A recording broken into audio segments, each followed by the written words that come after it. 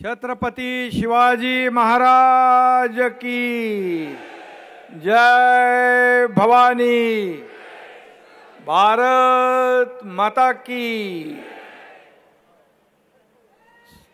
जय। श्री राम जय। सेवालाल। यवतमाळ वाशिम मतदारसंघाच्या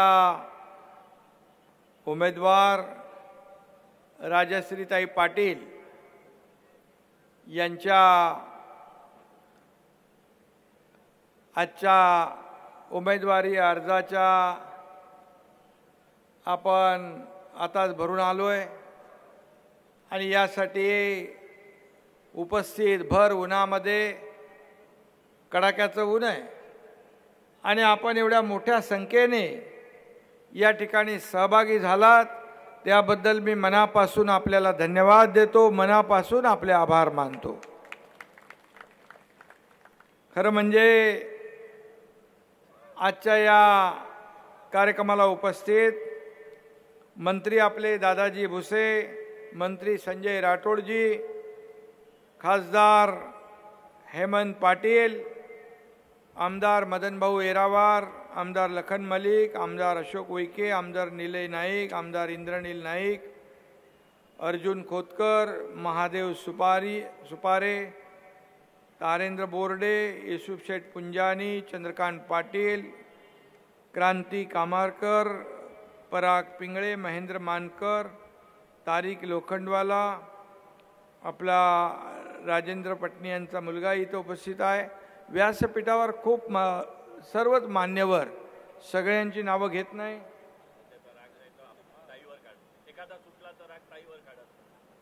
एखादा चुकला असेल तर माफ करा, सर्व व्यासपीठ आणि उपस्थित मान्यवर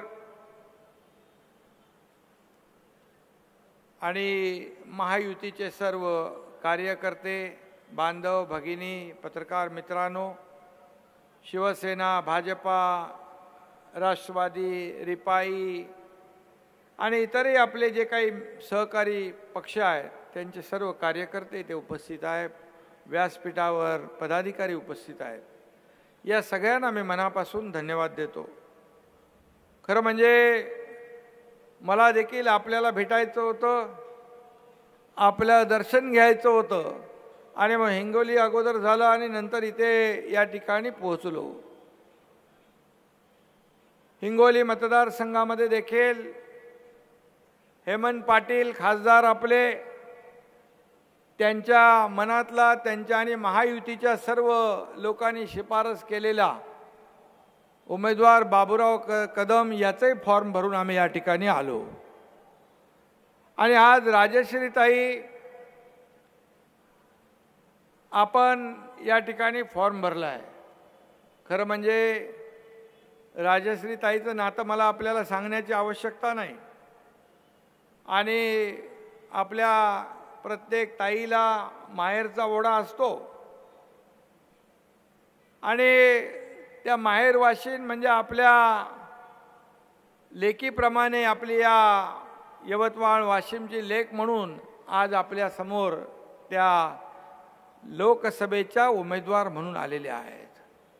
मला खात्री आहे जे वातावरण पाहतोय त्यावरून सगळे रेकॉर्ड ब्रेक करून आपण त्यांना निवडून देणार आहात हे नक्की मला त्याची खात्री आहे आणि विश्वास आहे। खरं म्हणजे माहेरच्या मायेने इथले सर्व मतदार आपल्या लेकीला निवडून देतील यामध्ये कुठली शंका माझ्या मनामध्ये नाही आणि राजश्रीताई एक आपल्या धडाडीच्या नेत्या आहेत आणि एक भाषणामध्ये देखील त्यांचं एक वक्तृत्व आहे, त्यांची कमांड आहे, त्या एक आपल्या धडाडीच्या वक्त्या आहेत आणि त्या धडाकेबाज बोलतात आणि धडाकेबाज कामही करतात। त्या आता त्यांनी सगळ्या योजना आज आपल्या सगळ्या सांगून टाकल्या, त्या तोंडावर आहेत, त्यांच्या तोंडपाठ आहे। काही योजना माझ्याही लक्षात राहत नाही पण त्या ताईने सगळ्या योजना आपल्या इथं बोलून दाखवल्या आणि खरं हेच आहे की शासनाने केलेली कामं, आदरणीय मोदी साहेबांनी केलेली कामं एवढी आहेत की आपल्या कार्यकर्त्यांना मतदारांसमोर जाताना एक अभिमान वाटेल, गर्व वाटेल, ताठ मानेने आपण सांगू शकतो की या आमच्या उमेदवाराला मतदान करा, असं कर्तृत्व आपल्या आदरणीय मोदी साहेबांचं आहे आणि आपल्या राज्य सरकारचं देखील आहे. आणि म्हणून अनेक योजनांमध्ये मी जाऊ इच्छित नाही. योजना अनेक आहेत, इतिहासामध्ये अनेक योजना पहिल्यांदा आपण सुरू केल्यात. मगाशी त्यातल्या अनेक योजना ताईंनी सांगितल्या. तिकडं राजश्रीताई जेव्हा हेमंत पाटील हिंगोलीमध्ये खासदार आहेत, त्यांच्या खांद्याला खांदा लावून राजश्रीताईंनी काम केलं. बँकेचं त्यांनी सांगितलेलं आहे. आता ताई तुम्ही सांगितलंय त्यामुळे दाम दुपटीने तुम्हाला द्यायला गेले ना, आणि ह्यांनी ठरवलंय तुम्हाला निवडून द्यायचं, त्यामुळे त्याचा उतराई होण्याचं काम तुम्हाला करावं लागेल आणि ते तुम्ही कराल अशा प्रकारचा विश्वास माझ्या मनामध्ये आहे. सहकार क्षेत्रामध्ये अतिशय यशस्वी नेत्या म्हणून आपण काम करताय. हजारो लाखो ठेवीदार आहेत, कर्जदार आहेत, नागरिक आहेत, त्यांना अडचणीला आपण मदत करताय. मग एखादी आपत्ती येऊ दे, संकट येऊ दे, पूर येऊ दे, त्यामध्ये अगदी रस्त्यावर उतरून मदत करण्याचं काम तुम्ही अनेक वर्ष केलंय. खरं म्हणजे आपल्याला खासदार व्हायला थोडा उशीर झाला.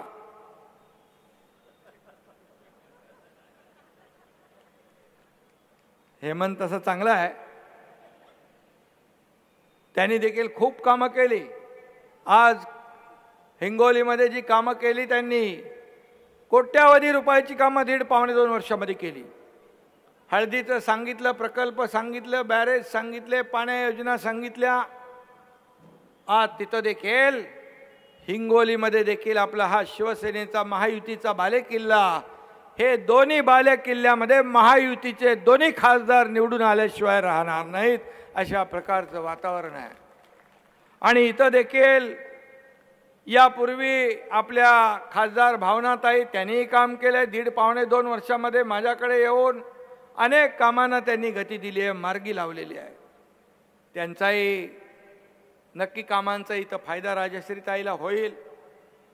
आणि खरं म्हणजे काही गोष्टी ज्या आहेत राजकारणामध्ये, काही निर्णय समीकरणं आपल्याला करावी लागतात. परंतु असं करत असताना मी आपल्याला सांगतो, हा एकनाथ शिंदे कुणालाही वाऱ्यावर सोडणार नाही, सगळ्यांच्या पाठीशी खंबीरपणे उभा राहील. आणि मी इथे हेही सांगतो, भावनाताई देखील खासदार आपल्या इथं होत्या आणि त्यांनी काम केलंय. त्यांचा देखील मी भाऊ म्हणून मी आपल्या सगळ्यांच्या समोर सांगतो, त्यांना देखील वाऱ्यावर सोडलं जाणार नाही. प्रत्येकाचा सन्मान, मान सन्मान केला जाईल. शेवटी या बाळासाहेबांचा शिवसैनिक आहे, दिलेला शब्द पाळणारा एकनाथ शिंदे आहे. आणि म्हणून कुणालाही वाऱ्यावर सोडण्याचं काम आमच्या महायुतीमध्ये कधीच होणार नाही. आणि म्हणून मी आपल्याला एवढं सांगेन की यवतमाळ वाशिमच्या मतदारांनी नेहमी शिवसेनेला साथ दिलेली आहे, भगव्याला साथ दिलेली आहे, बाळासाहेबांच्या विचाराला साथ दिलेली आहे. आणि म्हणून आज आपण पाहतोय की बाळासाहेबांनी भाजपशी जी युती केली, त्या युतीचा आपण कायम आदर केलेला आहे. मग लोकसभेच्या निवडणुका, विधानसभेच्या निवडणुका असू द्या. आणि म्हणून जेव्हा आपण युती म्हणून लढलो मागची निवडणूक, एकीकडे बाळासाहेबांचा फोटो, दुसरीकडे नरेंद्र मोदी साहेबांचा फोटो लावून आपण मतदारांसमोर गेलो. आणि जनतेसमोर जात असताना युती म्हणून आपण गेलो. परंतु युती म्हणून जात असताना जेव्हा लोकांनी कौल दिला, पण त्या दिलेल्या कौलाला आपण धुडकावलं. आणि म्हणून काँग्रेस आणि त्यावेळच्या जे बाळासाहेबांनी सांगितलं होतं, ज्यांच्याशी कधी संघ, कधी त्यांच्याबरोबर आपलं जमणार नाही, अशा लोकांबरोबर आपण म्हणजे लग्न एकाबरोबर, संसार दुसऱ्याबरोबर, हे पाप जेव्हा केलं त्याच वेळेस या एकनाथ शिंदे मधला बाळासाहेबांचा, दिघे साहेबांचा शिवसैनिक जागृत झाला आणि उठाव केला आणि या राज्यामध्ये सरकार आपल्या सर्वसामान्य लोकांच्या मताचं सरकार आपण आणलं. मला सांगा, सरकार यायच्या पूर्वी सगळं बंद होतं, ठप्प होतं, काहीच चालू नव्हतं. सुरू असलेले प्रकल्प बंद पाडले जात होते. जलयुक्त शिवार योजना शेतकऱ्यांच्या दृष्टीने अतिशय महत्त्वाची योजना देवेंद्रजींच्या काळात सुरू झाली, ती बंद केली आकसापोटी. अनेक प्रकल्प बंद केले, मराठवाडा वॉटर ग्रीड बंद केलं आणि मी सण उत्सव सगळ्यावर बंदी होती. मला सांगा, सरकार स्थापन झालं मला वाटतं 30 जूनला. त्यानंतर पहिला सण गोविंदा गणपती आला. आम्ही सर्व बंदी हुकूम तोडून टाकले, बंद्या उठवल्या, सगळ्यांना मोकळा श्वास घ्यायला वाव दिला. या राज्यामध्ये एक सण उत्सव संस्कृती परंपरा जोपासण्याचं काम करण्याची संधी आपल्या सरकारने दिली. सगळे विकास प्रकल्प सुरू झाले.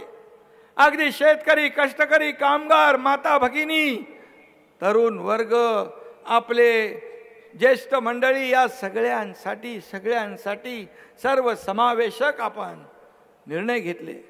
एसटीचं ताईंनी सांगितलं, शेतकऱ्यांच्या 6,000 रुपये मोदी साहेबांचे, त्याच्यामध्ये आणखी 6,000 रुपये आपण टाकले.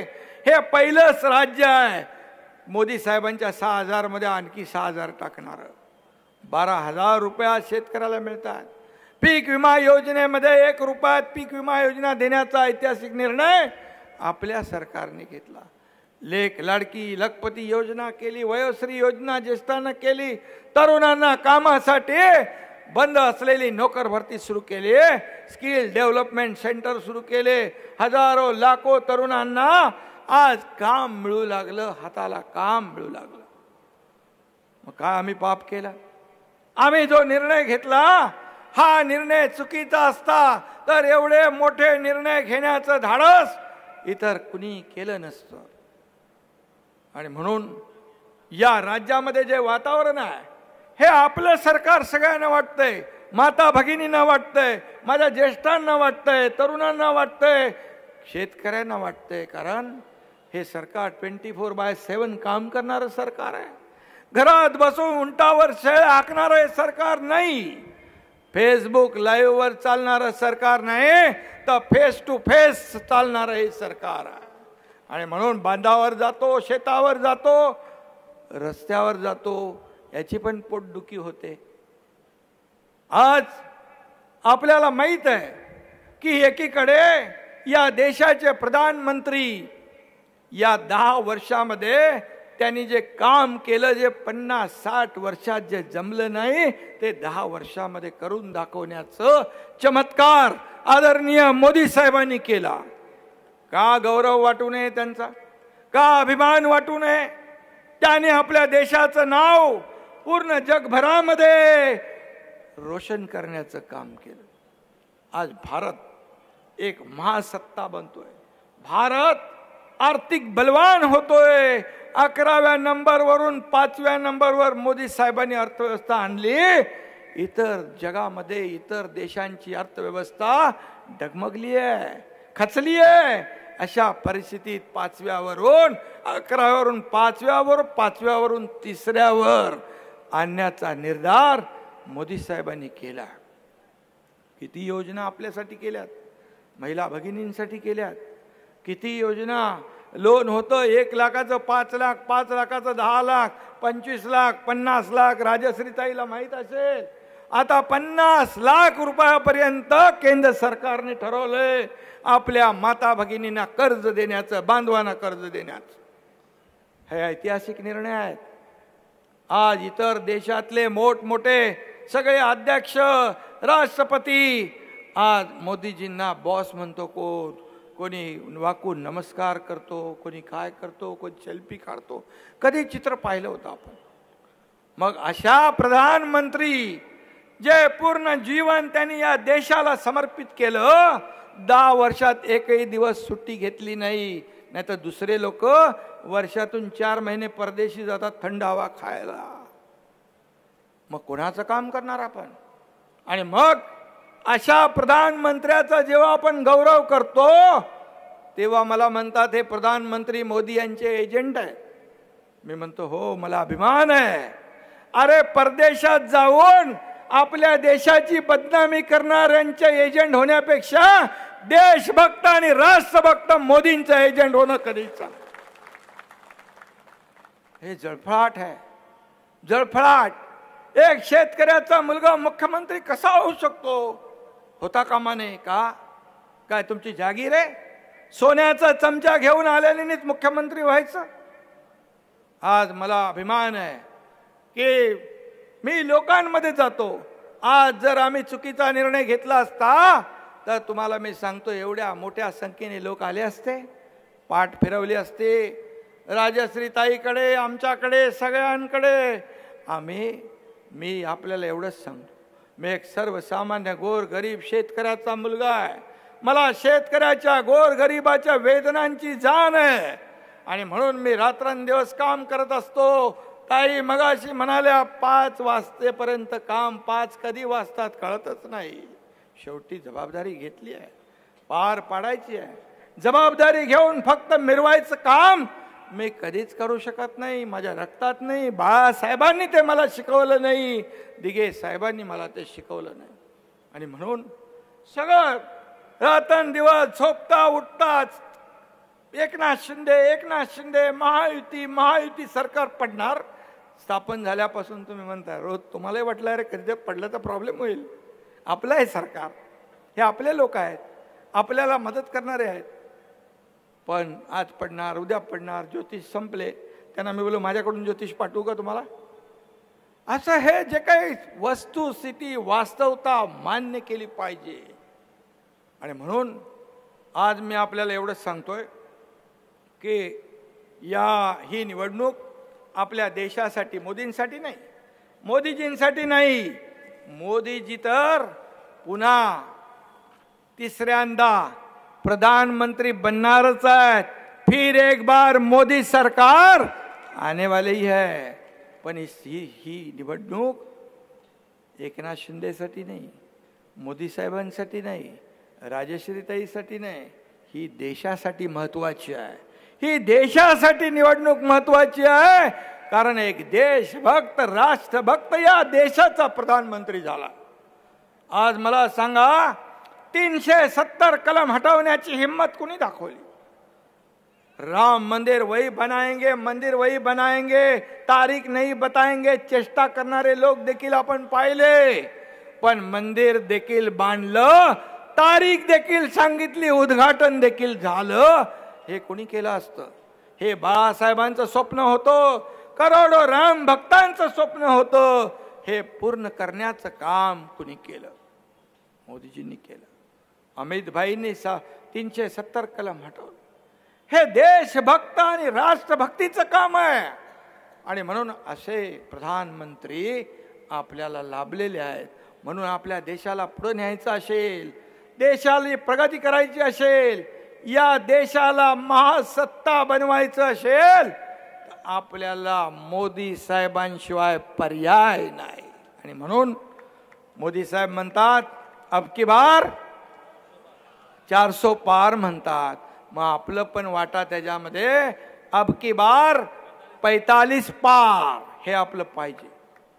आणि म्हणून एकीकडे या देशाची बदनामी करणारे लोक, दुसरीकडे देश पुढे नेणारे लोक, त्यांच्याकडे अजेंडा पण नाही, त्यांच्याकडे स्वतःचे झेंडे पण नाहीत. आज आपल्याकडे धनुष्यबाण आहे, कमळ आहे, घड्याळ आहे, त्यांच्याकडे तेही नाही. अजेंडा नाही, झेंडा नाही, काही नाही. पण आपल्याकडे नेताही नाही. आणि त्यांच्याकडे काय? त्यांच्याकडे कट, कमिशन, करप्शन. आपल्याकडे काय? नीती, निर्णय आणि नियत साफ आहे. त्यांचं काय म्हणतो आपण? करप्शन फर्स्ट, आपल्याकडे नेशन फर्स्ट, राष्ट्र पहिलं. हे आपलं मोदी साहेबांनी ठरवलंय. राष्ट्राशी कुठली तडजोड करू शकत नाही.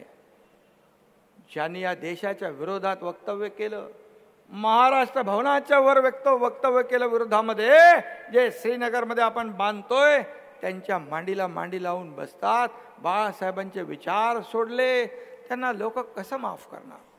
आणि म्हणून मी आपल्याला एवढं सांगतो की या देशाचे प्रधानमंत्री, त्यांच्याकडे प्रधानमंत्री पदाचा उमेदवार पण नाही. आले होते सगळे कडबोळे एकत्र आले, नंतर एक एक एक एक एक एक निघून गेले. गेल्या 2014ला पण त्यांनी असंच बदनाम केलं मोदीजींना. काय परिस्थिती झाली? जेवढ्या शिव्या शाप दिल्या तेवढी मतं जास्ती मिळाली.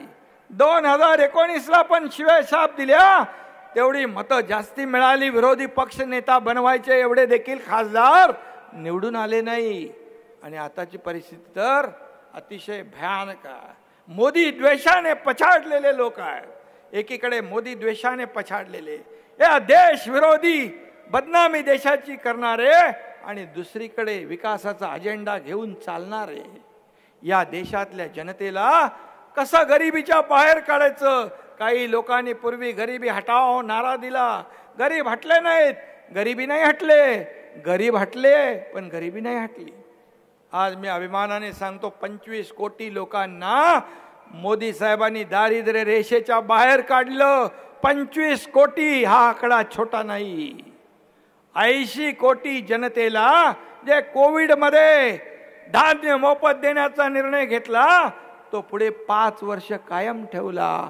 हे काम मोदीजींचं आहे. पंतप्रधान आवास योजना म्हणजे रोटी कपडा मकान हा पिक्चर आपण पाहिलाय. हा रोटी कपडा मकान देने वाला हा प्रधानमंत्री मोदीजी आहेत. आणि म्हणून आपल्याला त्यांच्या पाठीशी उभं राहायचं आहे. आणि म्हणून 24 तास काम करणारे लोक आहेत. ताईंनी बरोबर सांगितलं, मी पहाटेपर्यंत काम करतो. अजितदादा पहाटे लवकर काम सुरू करतात. देवेंद्रजी उशिरापर्यंत काम करतात. म्हणजे हे सरकार जे आहे 24 तास चालू आहे. बरोबर त्यांचं लक्ष आहे आणि त्यांच्याकडे बरोबर अंदाज आहे सगळा. आणि बरोबर अचूक अंदाज, अचूक गणित असणारा माणूस या लोकसभेमध्ये रेकॉर्ड ब्रेक मतांनी विजयी झाल्याशिवाय राहणार नाही. अशा प्रकार, आणि बँकेत असल्यामुळे त्यांचा सगळा हिसाब किताब बरोबर असतो.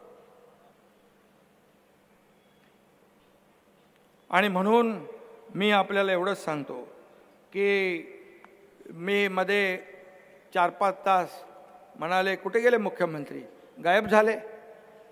अरे मुख्यमंत्री काम करतोय, आता त्यांनाही वाटतं की 24 तास काम करावं ह्याने, चांगलं आहे. आणि म्हणून मी त्यांना नेहमी सांगतो, घरातून बाहेर पडा, डोळे उघडून बघा की जिथं तिथं तुम्हाला एकनाथ शिंदे दिसेल. राज्यात झालेल्या विकासात तुम्हाला एकनाथ शिंदे दिसेल. गरजूंना मदत करताना एकनाथ शिंदे दिसेल. शेतकऱ्यांचे अश्रू पुसताना एकनाथ शिंदे दिसेल. आणि सगळीकडे एकनाथ शिंदे. कधी मला कुठलीही, मी मुख्यमंत्री आहे, मी हे का काम करू, मी रस्त्यावर का फिरू, मुंबईतली डीप क्लीन ड्राईव्ह ही मी सुरू केली, राज्यामध्ये संपूर्ण स्वच्छता मोहीम आपण सुरू करतोय, मी कधी मला मुख्यमंत्री म्हणून समजत नाही. मी स्वतःला एक सीएम म्हणजे कॉमन मॅन समजतो. आणि माझा आणि तुमचा कनेक्ट त्याच्यामुळे जुळलेला आहे. आणि म्हणून त्यांना ही भीती आहे, हा एकनाथ शिंदे आमचा करेक्ट कार्यक्रम करेल, या भीतीपोटी त्यांच्या पायाखालची वाळू सरकली आहे आणि त्यांच्या छातीत धडकी भरली आहे. त्यांना काय बोलायचं ते बोलू द्या. मी त्यांच्या आरोपांना उत्तर माझ्या कामातून देणार. हेच बाळासाहेबांनी मला शिकवलेलं आहे. किती आरोप करा, परंतु त्याला उत्तर कामातून मिळेल. आणि म्हणून या राज्याने मोदी साहेबांच्या मार्गदर्शनाखाली, त्यांच्या मदतीने ऐतिहासिक किती निर्णय घेतले. 120 सिंचन प्रकल्पांना मान्यता दिली. 2.5 वर्षात एक सिंचन प्रकल्प मान्य झाला नव्हता. 120 सिंचन प्रकल्प, 25 लाख हेक्टर जमीन ओलिताखाली आणण्याचं काम. आणि म्हणून हे काम करणारं सरकार आहे. हे शेतकऱ्यांचं आहे, माता भगिनींचं, कामगारांचं, युवांचं, ज्येष्ठांचं, सगळ्यांचं हे सरकार आहे. आणि म्हणून या सरकारच्या पाठीशी आपण उभे राहूया. एवढंच आपल्याला सांगतो. यवतमाळ जिल्ह्याच्या 2 विधानसभा चंद्रपूर लोकसभेत येतात, तिथे महायुतीचे सुधीर भाऊ मुनगंटीवार आपले उमेदवार आहेत, त्यांना देखील या ठिकाणी आपण बहुमताने विजयी करा, ही देखील आपल्याला मी विनंती करतो। पुन्हा एकदा हेमंत पाटील आता ताई खासदार होतील, तुम्ही खासदार, 2-2 खासदार, अरे एका महिन्यापुरता पुढे आम्ही एक्सटेंड करणार ना। तुम्हाला देखील आम्ही जो शब्द दिलेला आहे तो पूर्ण करणार, तुम्हाला देखील न्याय देणार, सन्मान देणार, हा माझा शब्द आहे। पुन्हा एकदा मी महायुतीच्या सर्व पदाधिकाऱ्यांना, महायुतीच्या सर्व कार्यकर्त्यांना माझी विनंती आहे की आपल्याकडे आपली माहेरवाशीन आपली लेक आलेली आहे आणि त्या लेकीला भरभरून मतदान करा। आताचे सर्व रेकॉर्ड तोडून टाका। तुमची सेवा करण्याची त्यांनी वचन दिलेलं आहे, ते वचन कधी मोडणार नाही, यासाठी मुख्यमंत्री म्हणून हा भाऊ तिच्या मागे उभा आहे, एवढं सांगतो। धन्यवाद। जय हिंद, जय महाराष्ट्र। एबीपी माझा, उघडा डोळे बघा नीट।